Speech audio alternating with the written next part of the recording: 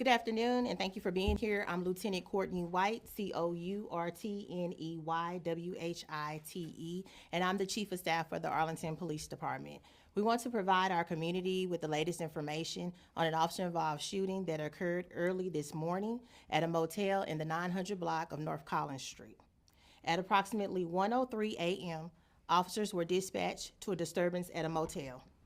The caller reported a male was banging on the back door of the location.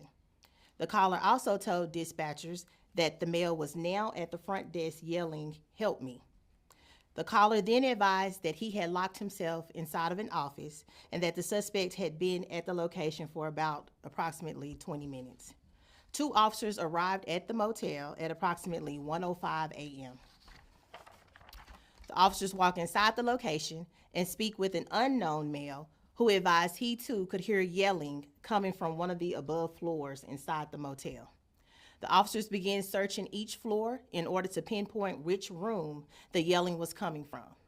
The officers were able to locate the room and gave dispatch an update on their location. Someone from inside of the room began yelling for help, and the officers called out and identified themselves as police officers. The officers also called for the door to the motel room to be opened. Due to no response and hearing someone yell for help, the officers attempted to force entry into the room.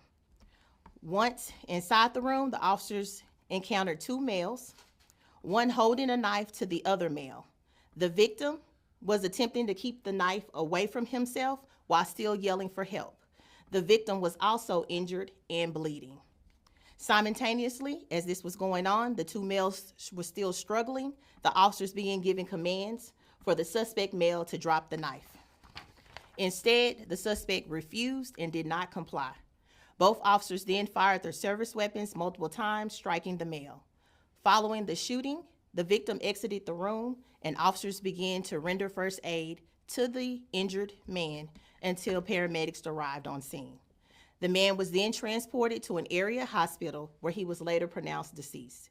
The stabbing victim was also transported to a hospital, treated, and released. No officers were injured during this incident. I would like to note, it appears the victim and the suspect did not know each other. The suspect was going door to door, yelling and banging at various motel rooms. We believe the victim heard the yelling and opened up the door to his motel room when he was confronted by the male carrying the knife.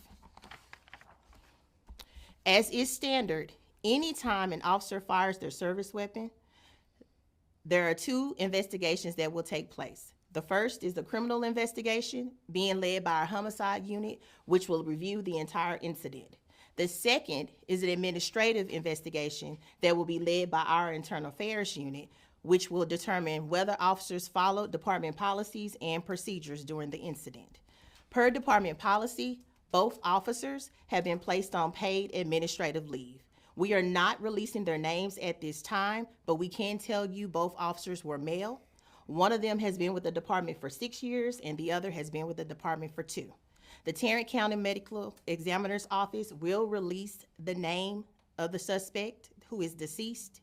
We can tell you he is in his early 30s, and he is possibly someone who was related to an earlier call this morning where a criminal mischief was occurring at a location and officers were dispatched to a man throwing around trash cans. However, when they arrived on scene, they could not locate that suspect.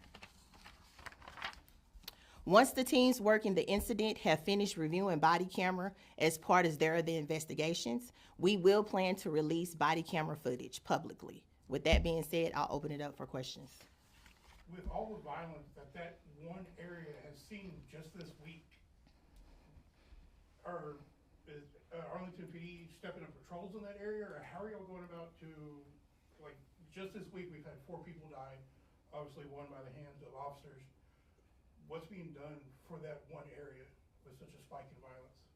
Yes, we are aware that we did have a violent weekend last week.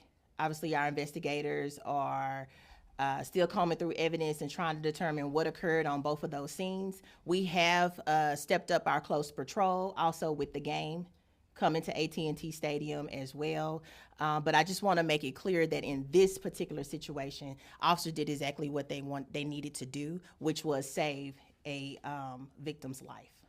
Do you think that male in this incident may have been involved in the, the body that was found at the apartment complex, earlier this week? Do I think that That violent male that was in the officer-involved shooting this morning may have been involved in previous violent activity this week? I wouldn't know if he was involved in that investigation. Obviously, we have detectives separate to this investigation that are investigating that particular homicide that you're referring to that occurred at the Stadium Apartments. I'm sure they're going through leads, going through evidence, the crime scene. They're speaking to witnesses, checking surveillance camera, but I cannot definitively tell you that this incident is related to that one. Was the trash can incident that you had a call on earlier, is that in the same proximity as the hotel?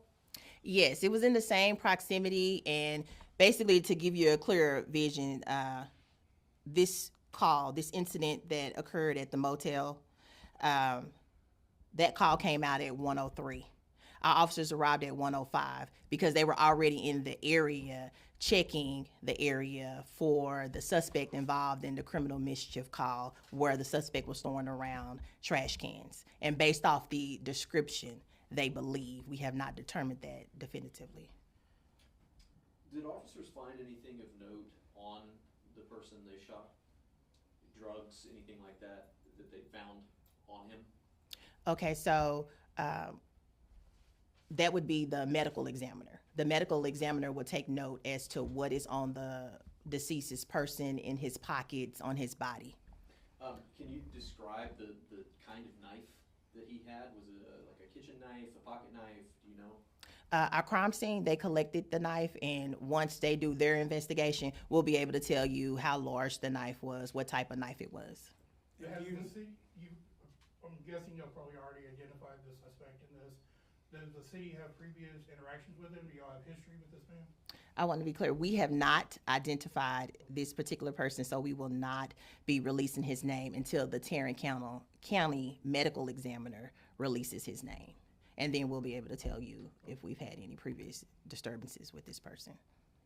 You want to talk about, when police respond to a call, you never know what you're walking into. Like, you'll get from dispatch, but you never know, like, maybe something's going to turn violent. And, like, there are always going to be questions when you go into, like, you never know what danger you're walking into.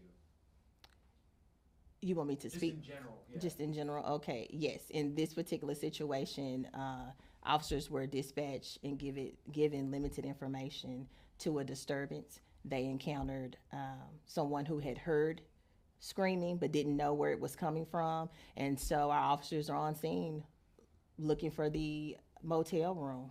And then they get to the motel room and they don't know what's on the other side of that door. It's just screaming being heard and someone screaming, help me, help me. And so that's exactly what they did. And there's a lot of training that goes into, like, you kind of have to be prepared for the unexpected whenever you go to a call. Correct. You have to be prepared for the unexpected. I'm sure they didn't come to work thinking that this would happen, but you definitely have to be prepared for the unexpected. Anything can happen, and in this situation, I don't believe that anyone knew that this would turn into deadly force. Last question. Coming on the heels of the Greenville officer losing his life, does that heighten for officers? Does that bring it back home that it really is a dangerous situation? I mean, you had officers going into obviously a dangerous situation. When stuff like that happens, does that factor in for officers and them being maybe a little more careful? Well, we obviously teach our officers to be vigilant as to what's going on. Always keep your head on a swivel. Make yourself aware of your surroundings. With this situation, the officers did everything that they could, and fortunately, they did save a third party's life.